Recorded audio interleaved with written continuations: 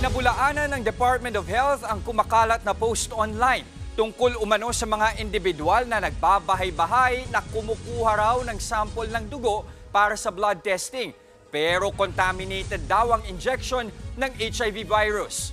Sa pahayag ng ahensya, maituturing daw itong fake news. Kinumpirma rin daw ng Philippine National Police na panakot lang daw ito sa publiko at wala itong basehan. Paalala ng DOH sa publiko, huwag basta-basta nagpapakalat ng mga post online.